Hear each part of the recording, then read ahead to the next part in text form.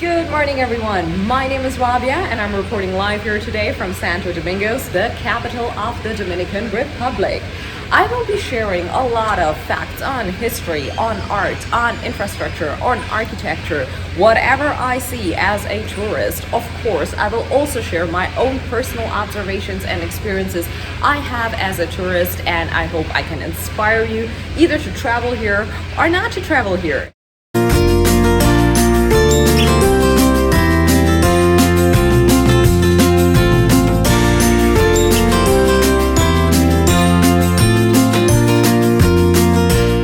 Santo Domingo has the largest metropolitan area in the Caribbean with a population of over 3 million inhabitants in total. It would be really interesting to know that the entire city actually is built on a grid pattern. It is one of the first in Las Americas to actually have those patterns. Later you can see that in other cities in the Caribbean or in the United States, the grid pattern kind of continues. Our Airbnb here is in Zona Colonial, and it was declared by the UNESCO as a World Heritage Site. If you have traveled ever to Cuba, you could kind of compare this mansion here to a casa particular, but it's more like an ancient colonial mansion, which is really, really beautiful. They've redone like every room into like separate kind of hotel rooms with their own kitchen and bathroom. But you have like communal areas here where there is a pool, where there is like a fountain in the middle, a courtyard, which is also Spanish, but also influenced again by the Arabics. Because when you travel to Morocco, you will see the same kind of architecture again and again. That Santo Domingo actually has the largest metro system in the entire Caribbean and Central America. This is extremely rare because metros are not so given in these countries here and also in the cities. So, for Santo Domingo or the Dominican Republic to have that system, I think it is really, really fascinating in terms of infrastructure. Also interesting to know that before COVID, 61.3 million people around the year were transported from A to B. This means it is quite a large network.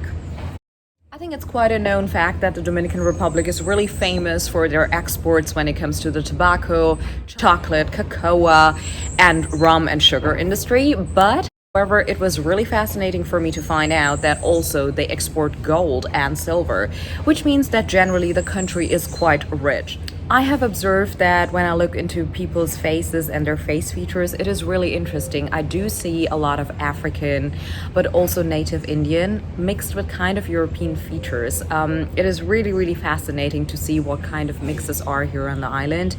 Without going too deep into history, it would be important just quickly to mention that, of course, after the Spaniards arrived, there were a couple of wars, Anglo-Spanish wars, then Anglo-French wars, and the Dominican Republic itself, the island, is divided into two. So on the right side, you have the Dominican Republic. On the left side, you have Haiti. He was actually colonialized by the French people, whereas why the language over there is French, and here it is Spanish. Historically, both of them have been fighting a lot, also fueled by colonial strategies, as I would say. Dominican Republic was nearly 30 years under a dictatorship. I think that is a fact most people do not know. Also, I think a total massacre of 25,000 roughly. These are numbers which are published. Again, in the dictatorship, the reality is often much worse. But yeah, around 25,000 Haitian people were killed under the dictatorship of the guy's name was Rafael Trujillo. Interesting to know that in Santo Domingo, most of the local people are not pushy at all. In fact, they are very respectful. Like once you say, no, I'm not interested in buying XYZ product, they really respect that. Also, negotiation is not something here which is very commonly done. It's this level of like professionalism, efficiency, accurate, but being reserved. Didn't expect that from the Caribbean. I thought they were very fun and open-minded and outgoing and laughing a lot. But overall, I do have to say, you can really sense some kind of tristesse. You sense that there is a level of being closed up. They're friendly and nice. We didn't have any bad experience. It's to blame on the current circumstances of coronavirus because obviously tourism went back, or whether it's due to the dictatorship. I cannot really say. My own assumption is I think it is the 30 years of dictatorship. You especially see it with the older generation as well. Having said that, I hope you guys enjoyed my little trip to the Dominican Republic. I hope I could bring the culture closer to you, and I also hope that you like these videos.